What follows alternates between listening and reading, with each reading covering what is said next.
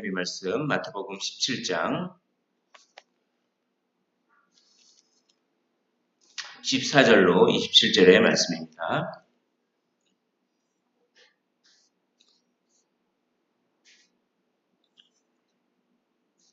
우리 찾으신 줄로 알고 한 절씩 교독을 하시고 마지막 절은 함께 읽도록 하겠습니다. 그들이 무리에게 이르매 한 사람이 예수께 와서 꿇어 엎드려 이르되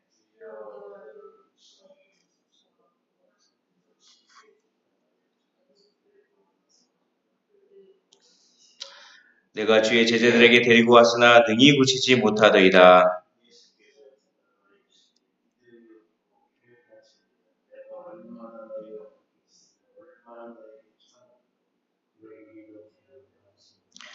이에 예수께서 꾸짖으시니 귀신이 나가고 아이가 그때부터 나으니라.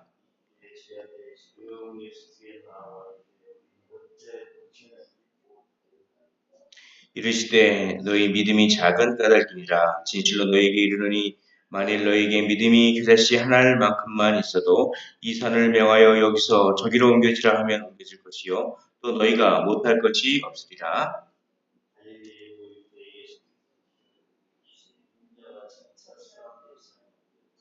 죽임을 당하고 제3일에 살아나리라 하시니 제자들이 매우 근심하더라.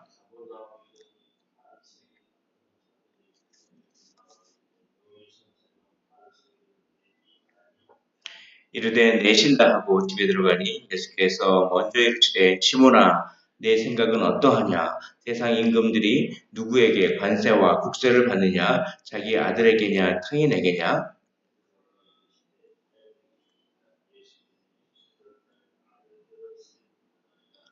함께 읽겠습니다. 그러나 우리가 그들이 실족하지 않게 하기 위하여 내가 바다에 가서 낙지를 던져 먼저 오르는 고기를 가져 입을 열면 돈 한 세겔을 얻을 것이니 가져다가 나와 너를 위하여 주라 하시니라. 아멘. 예, 오늘 말씀은 귀신 들린 그 간질병 환자를 고치시는 말씀. 또 예수님께서 다시 죽으시고 부활하신다는 그 순환 예고를 한 번 더 하시는 2차 순환 예고를 하시는 그 장면, 그리고 마지막으로 성전세를 내시는 그 장면, 이 세 개의 장면에 대해서 오늘 이야기하고 있습니다. 14절에 보시면 그들이 무리에게 이르되 한 사람이 예수께 와서 꿇어 엎드려 이르되 주여 내 아들을 불쌍히 여기소서 그가 간질로 심히 고생하여 자주 불에도 넘어지며 물에도 넘어지는지라. 이렇게 말씀합니다. 16절 내가 주의 제자들에게 데리고 왔으나 능히 고치지 못하더이다. 이렇게 말씀합니다. 변화산에서 베드로와 야고보와 또 요한을 함께 이렇게 변화산에서 영광스럽게 변화되시고 그때 그들에게 별세에 대해서 교훈을 다시 한 번 더 각인을 하시고 이렇게 내려왔는데 그때 그 산 아래에서는 어떤 사람이 자신의 간질병 들린 아이를 데리고 가는데 제자들이 고치지 못하는 그런 상황이 벌어지고 있었습니다. 근데 원래는 제자들이 고쳤어야 합니다. 왜냐하면 마태복음 10장에 보면 예수님께서 제자들에게 권능을 주시고 그래서 귀신 들린 자를 쫓아내게 하는 권능을 주시고 병 고치는 자를 고치게 하는 권능을 주시고 그래서 그 제자들이 파송돼서 그런 사역을 다 감당했습니다. 그런 사역을 다 감당했는데 지금은 그렇게 간질병자를 데리고 왔는데 지금은 안 되는 겁니다. 얼마 전에는 됐었는데 지금은 안 되는 겁니다. 그러니까 이들이 막 당황하고 있는 그런 상황이었습니다. 그런 상황에서 17절에 예수님께서 내려와서 17절에 말씀합니다. 예수께서 대답하여 이르시되 믿음이 없고 패역한 세대여 내가 얼마나 너희와 함께 있으며 얼마나 너희에게 참으리요 그를 이리로 데려오라 하시니 그리고 예수께서 꾸짖으시고 귀신이 나가고 아이가 그때부터 나았습니다. 그러니까 제자들이 궁금합니다. 왜? 전에는 분명히 권능을 부여받아서 병 들린 자를 귀신 들린 자를 고치고 그렇게 그랬었는데 지금은 왜 안 됩니까? 그리고 예수님은 쫓아내시는데 왜 우리는 쫓아내지 못하였습니까? 이렇게 어, 이유를 묻습니다. 그러자 20절 말씀을 하십니다. 우리 20절 말씀을 한번 한 목소리로 한번 읽어보도록 하겠습니다. 20절 말씀 시작.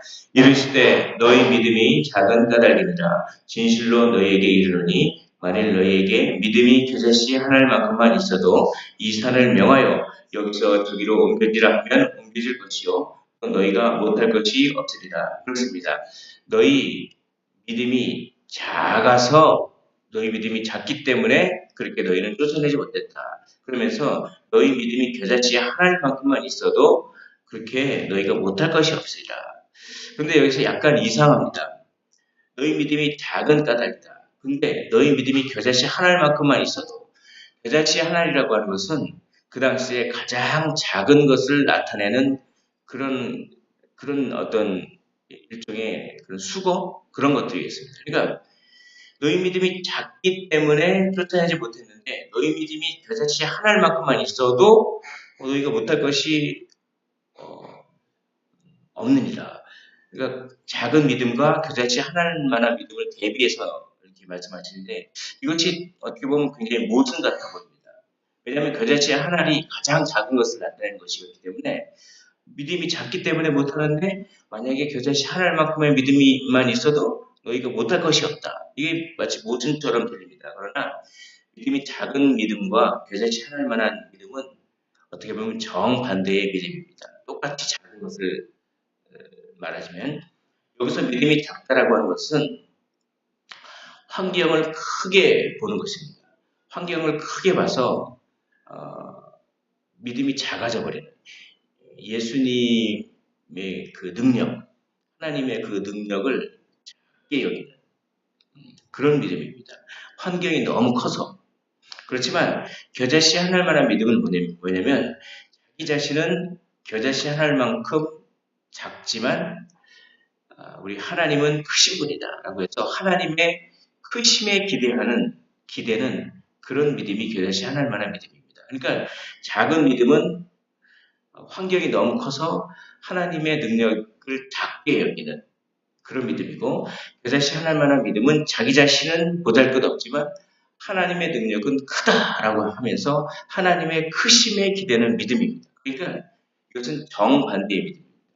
그러니까 너희가 겨자씨 한 알만한 믿음만 있어도 즉 너희가 너희 자신의 어떠함을 바라보는 것이 아니라 너희 자신의 환경과 너희 자신의 어떠함을 바라보는 것이 아니라 하나님의 크심을 바라보고 하나님의 능력의 크심을 기대면 그러면 이 산을 명하여 여기서 저기로 옮겨지라 해도 옮겨질 것이요 너희가 못할 것이 없으리라 이렇게 말씀하는 것입니다. 그러니까 제자들에게 요구하는 믿음은 어떤 믿음입니까?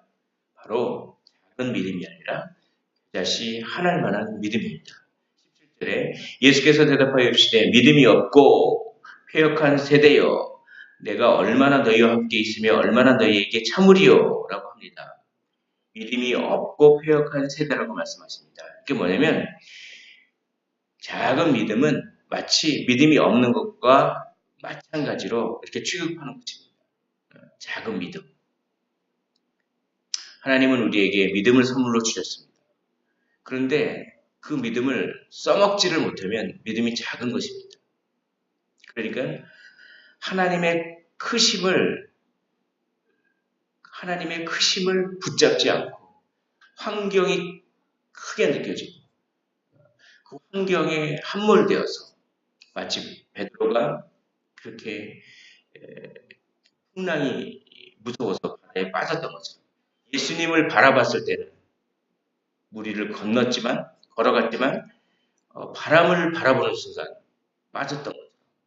그렇게 너희들은 작은 믿음이 아니라 예수님의 크심에 기대는 겨자씨 한 알만한 믿음으로 살아가야 된다. 이렇게 말씀을 하는 것입니다. 그런 다음에 22절에 갈릴리에 모일 때 예수께서 제자들에게 이르시되 인자가 장타 사람들의 손에 넘겨져 죽임을 당하고 제3일에 살아나리라 라고 이렇게 말씀합니다. 두 번째 순환 예고를 하신 것입니다. 장차 사람들의 손에 넘겨줘라고 하는 새로운 정보를 또 주십니다. 그것은 배신을 당한다는 것입니다. 인자가 배신을 당해서 고난을 당하고 그리고 다시 부활한다라고 하는 이 말씀을 하는 것입니다. 17절을 다시 보십시오. 17절.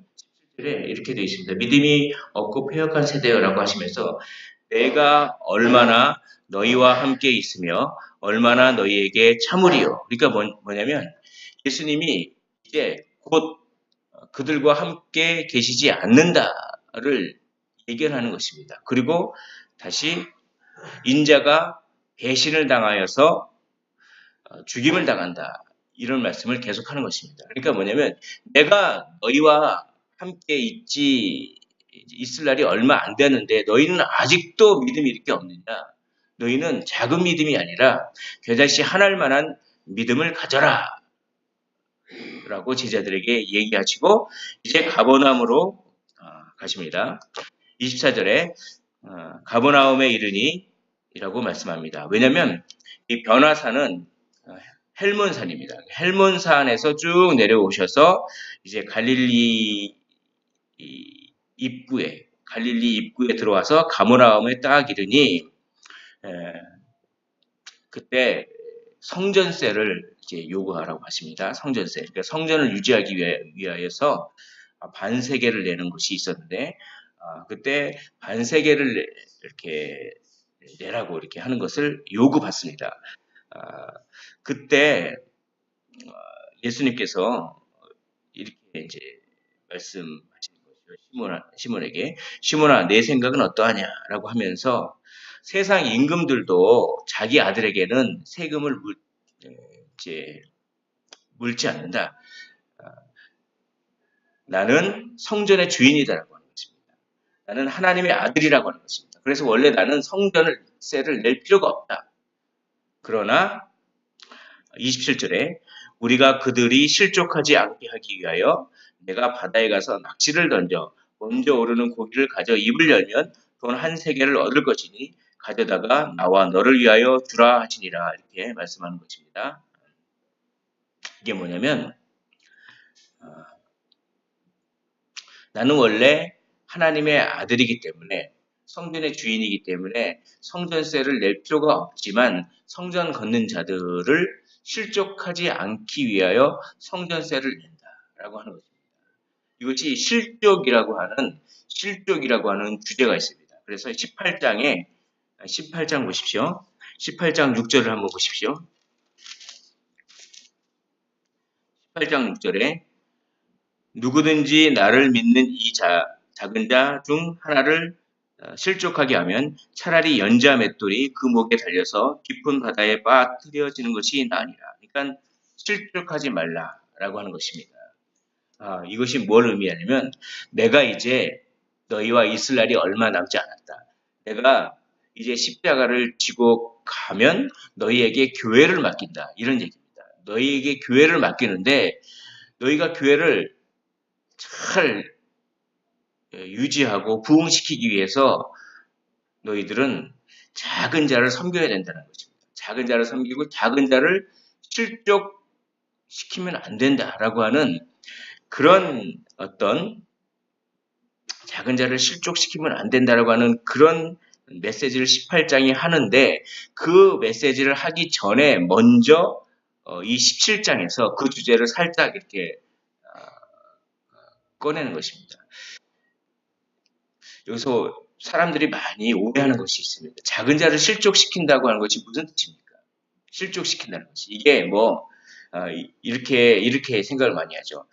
교회 생활하면서 다른 사람들에게 상처 줘가지고 그 사람들이 이렇게 교회를 떠나게 한다거나 교회에서 힘들게 한다거나 그러면 실족시킨다. 물론 그것도 맞는 얘기긴 합니다. 그러나 여기서 말하는 실족시킨다는 것은 그것보다 더 큰 의미가 있습니다. 그것은 뭐냐면 그들이 복음의 삶을 살지 않도록 하는 것, 그것이 실족시키는 것입니다. 그러니까 이런 것입니다. 적당히 살아. 저 김집사도 저렇게 사는데 술 한잔씩 하고 저 장로도 저렇게 하는데 세상은 다 저렇게 사는 거야. 그러면서 적당히 세상과 섞여 살아. 라고 하는 교묘한 메시지를 주는 것. 이것이 뭡니까? 실족시키는 거지. 복음을 온전하게 복음에 합당한 그 삶, 복음에 합당한 삶을 얘기해야 되는데 세상에 적당하게 타협하며 살라라고 하는 그런 메시지를 주는 것을 뭐라고 합니까? 그것을 실족시킨다고 하는 것입니다. 그러면서 27절에 보면 아주 희한한 일이 있습니다. 그냥 성전세를 반세개를 주시면 되는데 왜 바다에 가서 낚시를 던져가지고 고기를 낚시를 딱 던져서 고기에 입을 열면 돈이 한 세겔이 있어서 그걸 가지고 성전세를 내라. 그거 참 재미있으신 분 같습니다. 예수님이 왜 그냥 성전세를 주면 되는데 왜 낚시를 해가지고 이것은 너희는 사람 낚는 어부다라고 하는 어떤 뜻이 여기 있습니다. 제자의 삶이 있는 것입니다. 그러니까 오늘 말씀은 세 가지의 사건이 있습니다. 너희가 먼저 작은 믿음이 아니라 겨자씨 하나일 만한 믿음, 예수님의 크심을 기대는 믿음으로 살아라. 그리고 나는 배반해서 죽는다. 그리고 성전세를 내되 실족하지 않기 위해서 성전세를 내라. 이것은 각각 떨어져 있는 얘기처럼 보이지만 이것이 하나로 연결됩니다. 뭐냐면 내가 십자가를 지고 이제 너희에게 교회를 맡기고 갈 것이다. 그러면 너희는 교회를 어떻게 유지해야 하느냐? 믿음으로 유지해야 된다는 것입니다. 내가 십자가의 길을 가서 죽으면 너희에게 교회를 맡겨줄 것인데 분명히 핍박과 박해가 있을 것이다. 그때 너희는 어떻게 해야 된다? 너희는 겨자씨 하나일 만한 믿음으로 너희는 굳세게 세상과 맞서야 된다라고 하는 것입니다. 그리고 너희들도 어떻게 되냐? 내가 십자가를 졌듯이 너희들도 십자가를 져야 된다는 것입니다. 그리고 어떻게 해야 되냐 하면 사람 낚는 어부가 되어 즉 복음을 온전하게 제대로 전해서 실족시키지 않는 방법으로 교회를 유지하고 나가야 한다. 나는 너희에게 교회를 맡긴다. 이것은 오늘 우리에게 예수님께서 하신 말씀입니다. 예수님께서 교회를 누구에게 맡기셨습니까? 제자들인 우리에게 맡겼습니다. 그러므로 우리는 사람 낚는 어부가 되어서 복음을 온전하게 전하고 복음에 합당한 삶으로 말미암아 실족시키지 않고 겨자씨 하나일 만한 믿음으로 우리의 십자가를 지고 세상과 싸워서 이 교회를 유지시킬 뿐만 아니라 교회를 부흥시키는 그런 제자들이 되어야 한다라고 하면서 17장을 이렇게 마칩니다.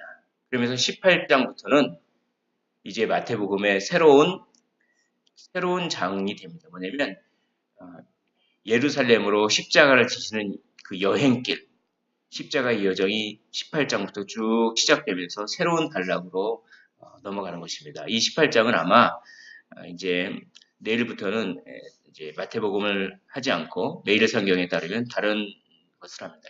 18장은 아마 18장 이후의 삶은 아마 고난주간에 맞춰서 또 하게 될 수도 있습니다. 그래서 이 17장까지 끝내면서 제자의 삶, 자기 십자가를 지고 믿음의 삶이요 복음에 합당한 삶을 살아라. 내가 너희들에게 교회를 맡겨줬으니 그 교회를 굳건히 세워라 라고 하시면서 한 단락을 마치는 것입니다. 오늘 우리도 이러한 제자의 삶을 살아서 이 음란하고 폐역하고 믿음이 없는 세대에서 이 교회를 잘 이끌어 나가는 우리 모두가 되시기를 주님의 이름으로 축원을 드립니다. 네, 기도하겠습니다.